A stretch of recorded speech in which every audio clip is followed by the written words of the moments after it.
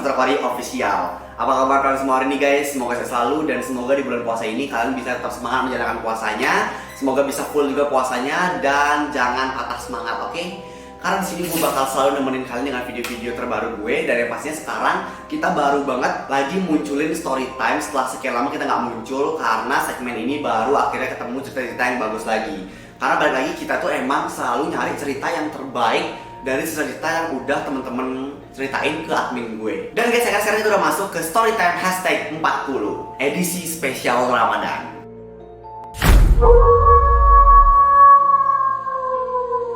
Oke, sebelum masuk ke ceritanya di sini gue mau ngingetin dulu buat kalian semua yang mungkin belum pencet tombol subscribe-nya, bisa langsung dipencet sekarang juga. Gue kasih waktu 5 detik 5 detik dari sekarang. Oke guys, thank you banget buat kalian semua udah mau pencet tombol subscribe-nya. Dan sekarang langsung kita bakal masuk ke cerita yang pertama dari Storytime hashtag 40.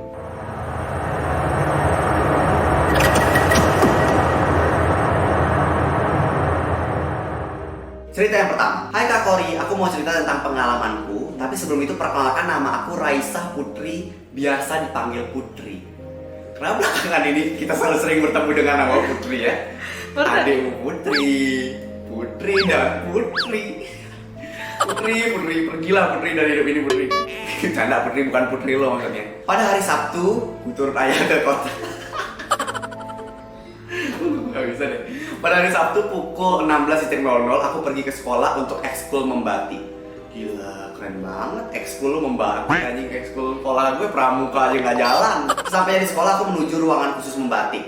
Awalnya sih biasa aja, tapi 30 menit kemudian aku dan teman-temanku melihat ke jendela. Ada tangan yang besar, kukunya panjang, warna merah, sedang memegang jendela. Di situ kita semua panik, ribut. Karena saking ributnya, guru membatikku pun langsung cepet-cepet ke ruangan dan bertanya, "Ada apa nih, kok ribut-ribut?" Lalu kami bercerita kalau ada tangan di jendela dan anehnya guru kita tidak mengeluarkan ekspresi sama sekali. Dia langsung bercerita ke muridnya. Di depan jendela itu terlihat ada masjid, dan masjid itu terdapat ruang mandi mayat yang mungkin ada hubungannya dengan tangan itu. Keanehannya pun terjadi lagi saat guru selesai menceritakan penyebab yang terjadi.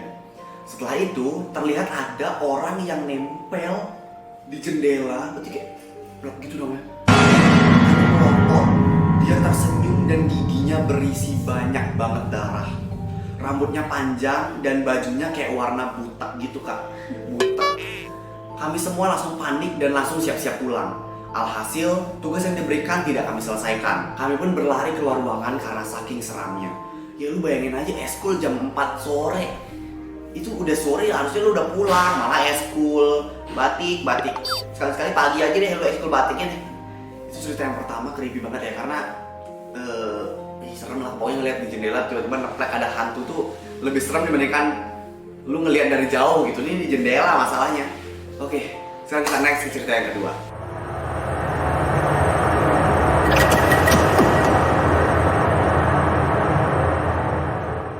Oke, jadi dia cerita yang kedua. Halo kak, kenalin saya Sylvia Cantika, biasa dipanggil Sylvie. Saya punya cerita horor. Jadi sekitar jam 8 malam itu papa saya sudah balik dari kantor dan kita melakukan aktivitas seperti biasa, kayak makan malam, nonton TV, cerita-cerita dan semacamnya. Selesai kita ngelakuin aktivitas, kita pun tidur kan. Nah, saya, mama saya sama papa saya ketiduran. Sisa saya aja yang belum tidur.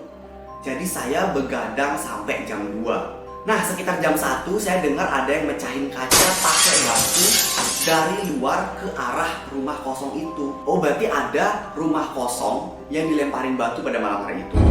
Saya kaget dong, masa jam segini ada yang lempar batu ke rumah kosong kayak gitu sih? Dan saya cek keluar lah. Goblok, ngapain ngecek keluar, lu diem aja ya harusnya. Dia pun ngecek keluar lewat jendela dan tiba-tiba saya melihat ada anak kecil yang lagi ngelempar batu ke arah rumah itu. Terus saya mikir gini, mana ada bocil jam segini belum pada tidur. Terus saya sedikit merinding dan saya pun ke kamar lagi. Nah, sekitar jam 01.30 subuh, saya dengar ada suara ngetok tembok, tapi keras banget suaranya. Saya keluar lagi dong dari kamar. Taunya, aduh ada apa nih? Di ruang tamu sebelah kamar saya ada kuntilanak sama anak kecil. lihat tadi di luar lagi mukul-mukul kepalanya ke arah tembok. Ih, serem banget anjir. Oh, bener merinding. Oh, berarti si hantu anak kecil yang tadi lu lihat di luar, dia lihat lagi tapi sekarang udah ada di ruang tamunya sambil mukul-mukulin kepalanya ke tembok. Saya sampai kaget terus agak tremor karena posisi lampu semua lagi dimatiin. Saya langsung pergi ke kamar mama sama papa saya, terus saya bangunin mereka dan aku ceritain ke mereka. Untung aja mama sama papa percaya. Jadi besoknya kami panggil pendeta buat doain rumah kita. Jujur dari situ aku trauma banget buat begadang dan gak akan pernah lagi buat begadang. So, begitu aja cerita dari aku, semoga dibaca dan semoga menghibur. Maaf kalau gak serem ya kak, makasih. Itu serem banget, gila lu. Gue gak pernah sih denger cerita ada tuyul yang jeduk-jedukin palanya di tembok. Karena jujur, mungkin kita voting aja ya, menurut gue hantu yang bentuknya anak kecil tuh jauh lebih serem dibandingkan hantu yang udah besar. Jujur menurut gue gitu sih, karena bagi gue mereka tuh lincah gitu loh, misalnya ngejar tuh pasti lebih cepet.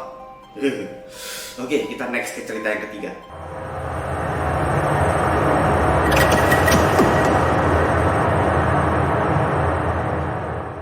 Cerita yang ketiga.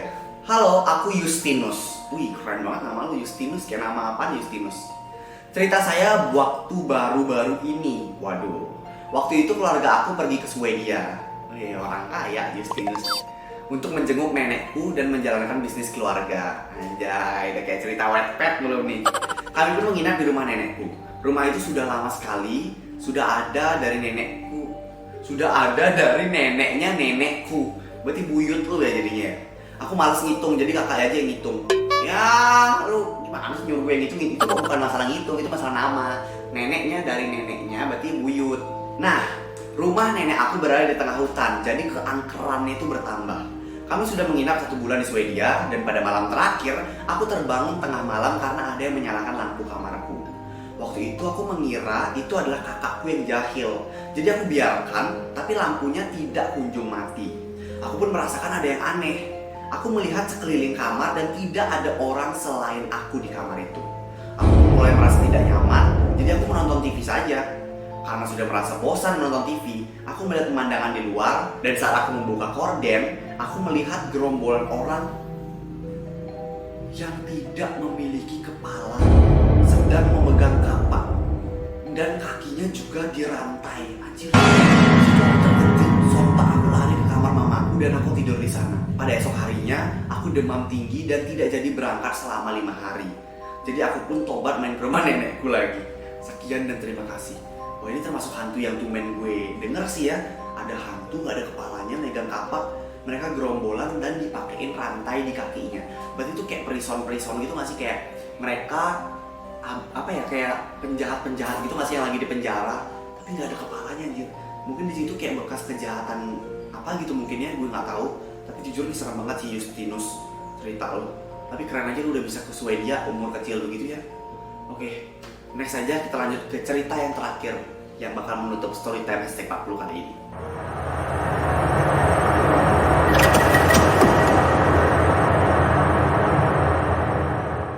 Cerita yang keempat sekaligus cerita yang terakhir. Hai kak, kenalin nama aku Frasia, panggil aja aku Sia. Cerita ini aku alami bersama teman-temanku, panggil saja namanya Siti. Cerita ini sudah cukup lama, waktu aku kelas 9. By the way, sekarang aku udah kelas 10. Awalnya temanku ini mengajakku ke toilet dan aku mengiyakan ajakan tersebut. Aku dan temanku pun izin ke guru untuk ke toilet. Awalnya saat kami sedang jalan, itu biasa aja. Tapi saat sudah di toilet, itu sangat seram kak. Di toilet itu ada 3 ruangan.